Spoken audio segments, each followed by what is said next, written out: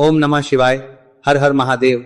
सभी लोग जानते हैं कि 17 मई 2026 यानी रविवार को पड़ रही है पुरुषोत्तम मास की ज्येष्ठ शुक्ल पक्ष प्रतिपदा तिथि, जो बहुत ही खास है। और दोस्तों ये वो तिथि है जो कि पुरुषोत्तम मास में रविवार को पड़ रही है।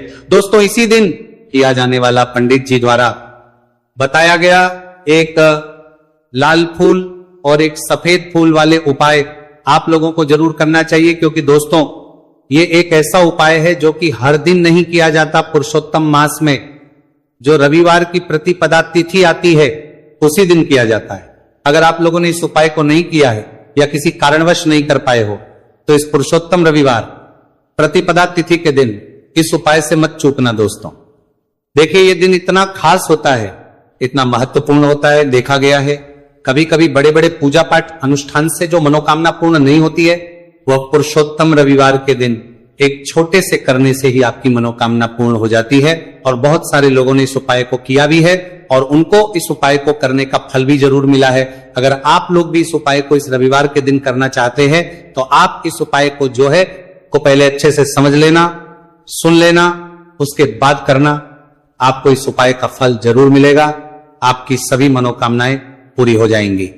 दोस्तों हम आपको यहां पर बता दें कि ये जो एक लाल फूल और एक सफेद फूल वाले उपाय है, ये उपाय पंडित जी ने अपनी अभी किसी और की कथा में ही बताया है। उपाय को करने से आपके घर में चाहे किसी भी प्रकार की दुहक और समस्या क्यों ना चल रही हो, आपको उसका कारण भी नहीं पता है कि भाई ये समस्या किस कारण से चल रही है। उसका कुछ भी कारण हो सकता है, जैसे पितृदोष हो सकता है, कालसर्प दोष हो सकता है, या किसी भी तरह का मंगल दोष भी हो सकता है। और भी बहुत तरह के दोष होते हैं, कुछ भी हो सकता है। पर आपको इस उपाय को करने के लिए अपने दोष को पता लगाने की भी जरूरत है। आपके घर में किस कारण से इतनी दुख और परेशानी आ रही है वो भी आपको पता लगाने की जरूरत नहीं है। बस रविवार को प्रतिपदा तिथि के दिन इस उपाय को कर लेना है, क्योंकि इसी एकमात्र उपाय को करने से आपके पूरे घर परिवार में सुख और शांति हो जाएगी। आपके घर में अच्छे अच्छे काम होने लगेंगे। आपकी जो भी मनोकामना होगी वो भी धीरे धीरे करके पूर्ण होना शुरू हो जाएगी। अब हम समझते हैं इस एक लाल फूल और एक सफेद फूल वाले उपाय को आपको करना कैसे, किसको करना है, किस करना है और कैसे करना है। देखो उपाय बिल्कुल आसान है, बस समझने वाली बात है, ध्यान से समझिए। उसके बाद ही आप लोग जो है इस उपाय को जरूर कीजिएगा। सबसे पहली चीज हम लोग ये समझते हैं कि इस एक लाल फूल और एक सफेद फूल वाले उपाय को इस आने वाली रविवार प्रतिपदा तिथि के दिन किसको करना है। तो देखिए इस उपाय को घर के सभी सदस्यों को करने की बिल्कुल भी जरूरत नहीं है। घर में से कोई एक मुख्य बड़ा सदस्य इस उपाय को करेगा तो उस घर परिवार के सभी सदस्यों को इस उपाय को करने का फल मिल जाएगा। पर वो बड़ा सदस्य कौन होगा, कौन व्यक्ति इस उपाय को करेगा, तो यहां पर देखिए हम आपको बता दें, घर की जो बड़ी माताएं बहनें होंगी, घर की बड़ी माताओं बहनों में से कोई भी एक माता बहन इस वाले उपाय को कर सकती है। अपने पूरे घर परिवार के लिए घर में सभी सदस्यों को इस उपाय को करने की जरूरत नहीं है। मात्र घर की जो माताएं बहनें हैं उनमें से कोई भी एक माता बहन इस वाले उपाय को करेगी तो उसके घर परिवार के पूरे सदस्यों को इस उपाय का फल मिलेगा। अगर किसी कारणवश माताएं बहनें घर में उपस्थित ना हो या वो इस उपाय को ना कर रही हो, कुछ दिक्कत हो, तो भाई उस जगह पर फिर घर का कोई बड़ा व्यक्ति भी इस उपाय को कर सकता है। माताओं बहनों के कहने का मतलब यह था कि माताएं बहनें घर की लक्ष्मी होती है।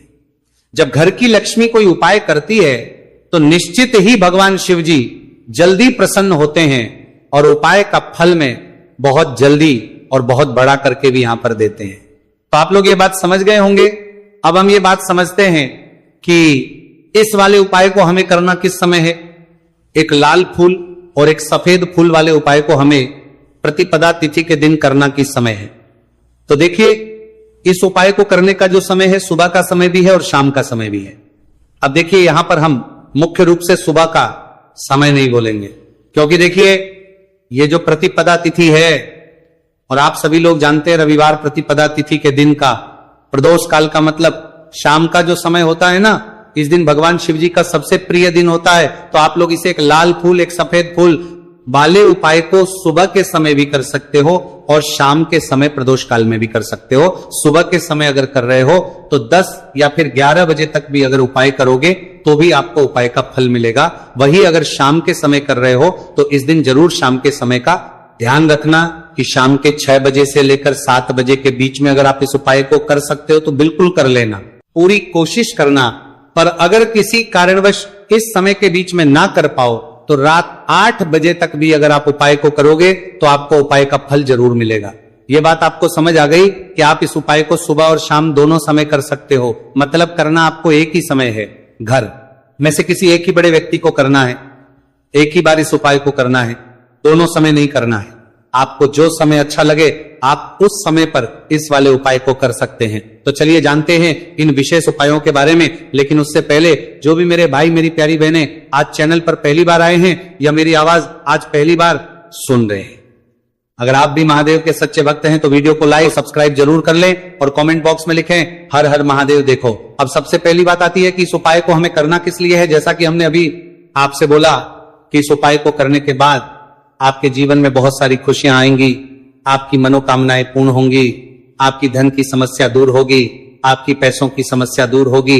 अब देखिए, अगर आप लोग सोच रहे हो कि भाई हमें अपना घर बनाना है पर घर बनाने के लिए पैसा नहीं है, हमें गाड़ी लेना है पर गाड़ी लेने के लिए पैसा नहीं है, हमें जमीन लेना है पर जमीन के लिए पैसों की कमी पड़ रही है, अगर ऐसी ही दिक्कत परेशानी या किसी भी तरह की धन से जुड़ी हुई समस्या या पैसों से जुड़ी हुई समस्या अगर आपके जीवन में चल रही है तो यह उपाय निश्चित ही आपके जीवन में बहुत सारे फल लाकर दे सकता है।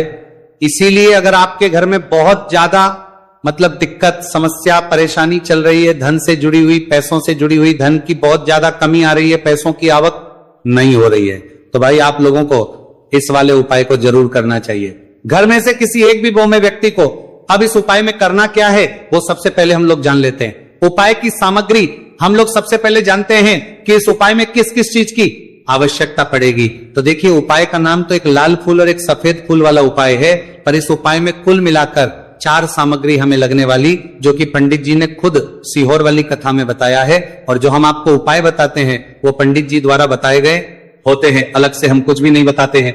तो यहां पर हम लोग समझते हैं कि इस उपाय की सामग्री क्या है।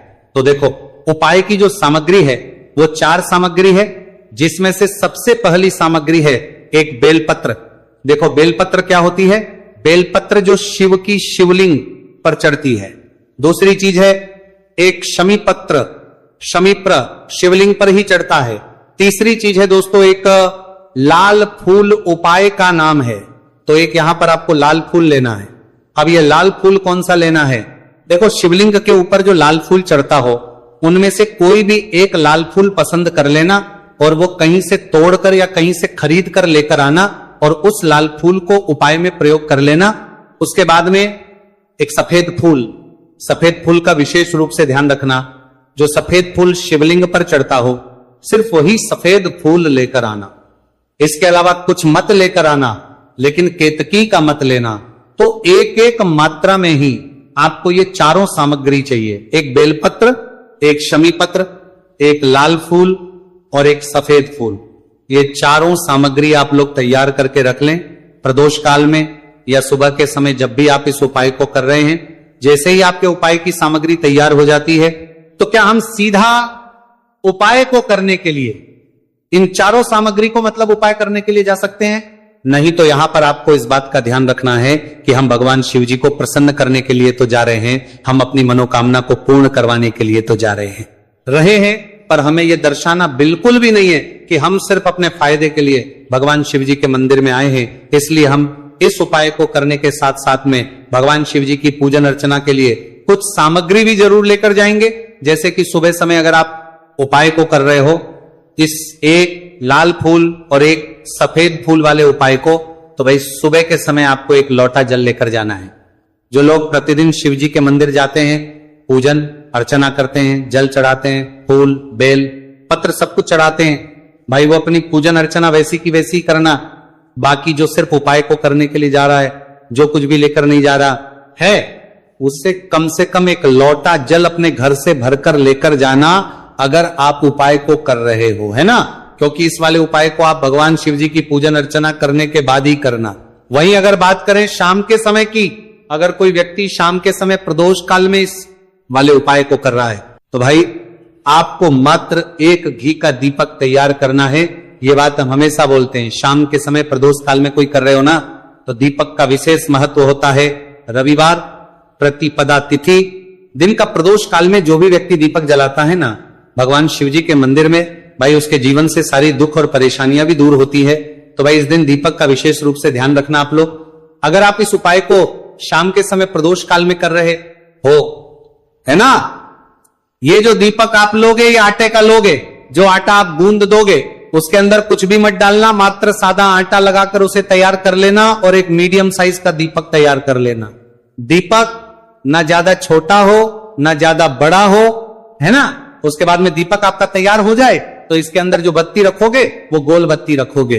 देखो गोल बत्ती भी दो तरह की होगी, एक बाजार की और एक घर वाली। तो कोशिश करना अपने घर में जो रुई रखी हुई है उस रुई से आप लोग एक गोल बत्ती अपने ही हाथों से बनाओ। उपाय का फल अच्छा मिलता है। भगवान शिव जी जल्दी प्रसन्न होते हैं। जब हम किसी भी उपाय को अपने हाथों से परिश्रम करके तैयार करते हैं तो आपको उस दीपक के अंदर एक गोल बत्ती रख देनी है। इसके अंदर जो चीज आप लोग डालोगे वो डालोगे शुद्ध देसी गाय का घी। इस बात का विशेष रूप से ध्यान रखना, शुद्ध देसी गाय का घी ही डालना है, तेल वगैरह नहीं। आज के दिन तो मत डालना, रविवार प्रतिपदा तिथि के दिन, क्योंकि भगवान शिव जी का सबसे प्रिय दिन और प्रिय समय पर हम लोग इस वाले उपाय को कर रहे हैं। तो थोड़ा सा शुद्ध गाय का घी इतना डालना कि वो दीपक कुछ समय तक चल सके। ना बाजार वाला मिलावटी घी डालना, ना भैंस का घी डालना, शुद्ध देसी गाय का घी। आपको ढूंढने में थोड़ी मतलब मेहनत लगेगी और महंगा भी मिलेगा, पर गाय के घी से भगवान शिव जी प्रसन्न होते हैं और उसी शुद्ध देसी गाय के घी से घर में बरकत भी बनी रहती है और हमारे घर में सुख शांति भी बनी रहती है। इसलिए इस शुद्ध देशी गाय का घी अपने घर में हमेशा रखा करो। वो भगवान शिव जी के कार्यों में भी उपयोग में आता है और उपायों में भी हम लोग प्रयोग कर सकते हैं। तो यहां पर आपकी सारी तैयारियां हो चुकी है। उपाय को करते समय शुद्धता का विशेष रूप से ध्यान रखिएगा। सुबह कर रहे हो तो भाई सुबह तो आपको स्नान करना ही करना है। बाकी शाम को कर रहे हो तो शाम को मात्र हाथ मुंह धोकर भी आप लोग इस वाले उपाय को कर सकते हो। कोई दिक्कत वाली बात नहीं है भाई। उपाय की पूरी सामग्री तैयार कर और पूजन सामग्री लेकर आपको भगवान शिव जी के मंदिर पहुंचना है, जो आपके घर के पास में हो, जहां पर शिवलिंग विराजित हो, शिवालय हो, वहां पर आप लोगों को पहुंचना है। और जैसे ही आप भगवान शिव जी के मंदिर में पहुंचते हो वहां जाकर ही उपाय शुरू नहीं करना है। पहले आपको भगवान शिव जी की पूजन अर्चना करना है। पूजन अर्चना कैसे करोगे? सुबह के समय गए हो तो एक लोटा जल वगैरह जो भी पूजन सामग्री लेकर गए हो, उससे पहले पूजन सामग्री आप लोग मतलब पूजन भगवान शिव जी की कर लो। जो व्यक्ति सिर्फ एक लोटा जल लेकर गए हैं वो शिव जी के शिवलिंग पर मात्र एक लोटा जल एक धारा से धीरे धीरे करके चढ़ा लो। अपनी पूजन अर्चना आप लोग जो है पूरी कर लो पहले। उसी के बाद अगर आप शाम के समय कर रहे हो तो पहले जाकर बैठना है। भगवान शिव जी के शिवलिंग के पास में आप जो दीपक तैयार करके लेकर आए हो उस दीपक को पहले जलाना है। ये जो दीपक आप लोग जलाओगे ना, ये किसी और की माचिस से मत जला, अपनी ही माचिस अपने ही घर से लेकर आना और इस दीपक को अपनी ही माचिस से जलाना। अगर आपने मंदिर की माचिस या किसी और की माचिस ले ली, इस उपाय को करने में इस उपाय का फल उस व्यक्ति को भी बहुत मिल जाएगा। इस बात का ध्यान रखना। अपने घर से अपनी ही माचिस लेकर जाना और इस दीपक को जलाना। दीपक को जला सकते हो मतलब शाम के 6 बजे से रात 8 बजे के बीच में आप कभी भी इस वाले उपाय को कर सकते हो। उसमें कोई भी दिक्कत वाली बात नहीं है। देखिए दोस्तों, एक एक करते हुए हम उपाय को समझेंगे। सबसे पहला उपाय बहुत ही आसान सा उपाय है।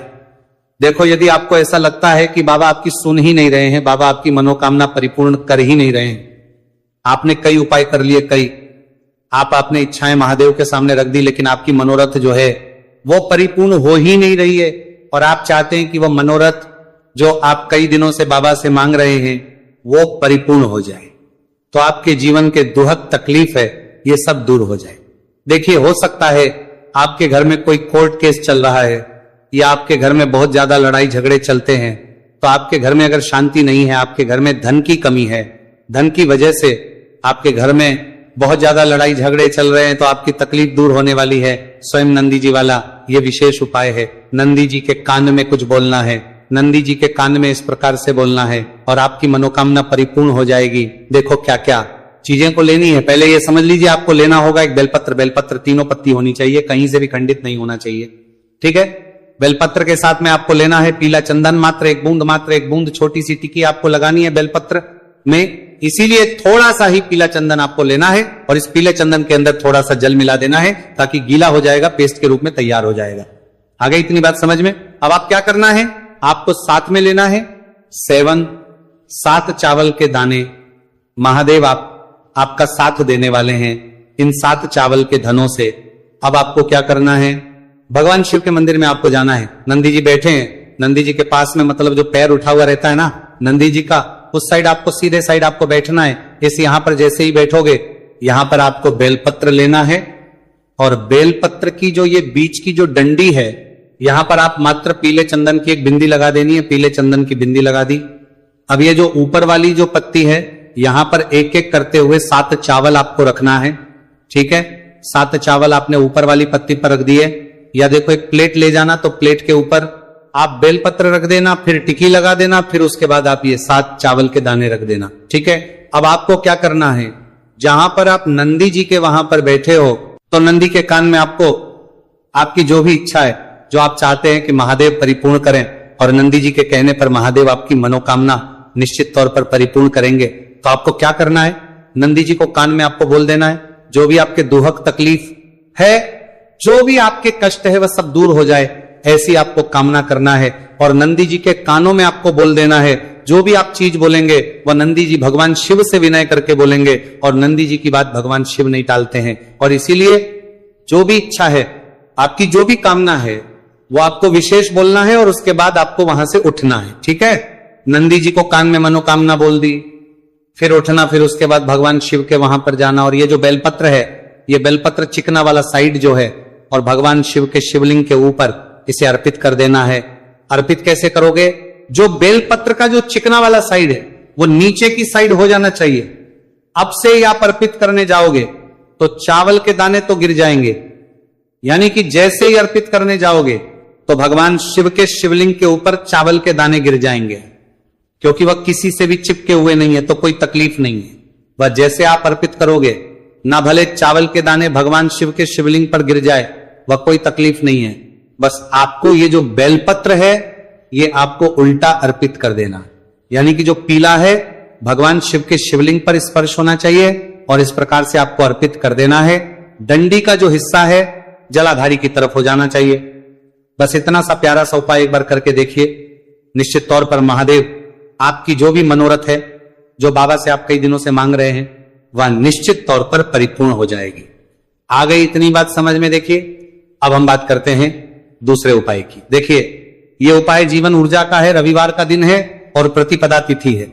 अगर आपके जीवन में बहुत ज्यादा अंधकार है, अगर आपके घर के जो बच्चे हैं बहुत ज्यादा सोचते हैं, या आपके घर में कोई भी ऐसा व्यक्ति है बहुत ज्यादा सोचता है, डिप्रेशन में रहता है, तनाव जो उसको है, तो तनाव को मुक्त करने के लिए यह उपाय है। अगर उसके भाग्य में जीवन में तेज की प्राप्ति नहीं है, तेज यानी कि ऊर्जा नहीं है, उदासी रहती है, जीवन में आलस है, तो फिर उस व्यक्ति को यह उपाय करना चाहिए। कोई काम करता भी है तो उसमें सफल नहीं हो पा रहा है, तो विशेष ये उपाय उसी व्यक्ति को करना है। देखो इस उपाय के लिए आपको क्या क्या सामग्री लेना होगी। सबसे पहले तांबे का एक पात्र लेना, उसके अंदर घर से आपको जल भरना है। अब इसी जल के अंदर आपको लाल चंदन डालना है। एक छुटकी डालें, थोड़ा ज्यादा डालें, जितना आपको डालना है आप डालें।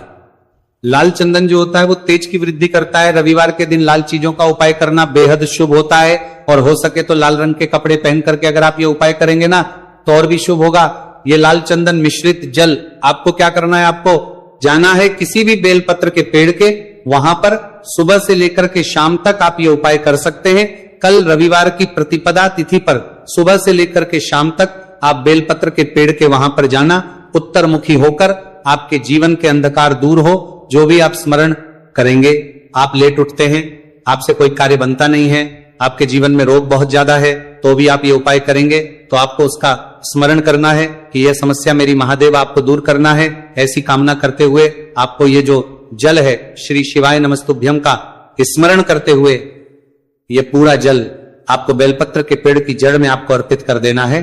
बहुत ही आसान उपाय है और ये उपाय हर कोई कर सकता है, तो ये मौका आपको गंवाना बिल्कुल भी नहीं है। ये हो गया दूसरा उपाय। अब हम बात करते हैं अंतिम उपाय की, तीसरे उपाय की। देखो ये उपाय बहुत ज्यादा खास है। शिवलिंग पर चढ़ा जल 3 जगह आपको लगाना है आपके शरीर में, और आपकी बीमारी दूर हो जाएगी। देखो अगर आपको कोई बीमारी हो गई है और बार बार आप डॉक्टर को दिखा रहे हैं, डॉक्टर ने बोला 5-10 दिन अगर आराम नहीं होगा तो आप एडमिट हो, या आपके शरीर में कोई रोग है जो कई दिनों से है और आप चाहते हैं कि वह रोग आपका दूर हो जाए, तो यह रोग आपका निश्चित तौर पर दूर होगा। बहुत ही आसान सा उपाय है, घर का कोई भी व्यक्ति यह उपाय कर रहे हैं, लेकर दूर हो जाए का आसान सा उपाय कर रहे हैं, सकता है। ये रोगी व्यक्ति भी यह उपाय कर सकता है।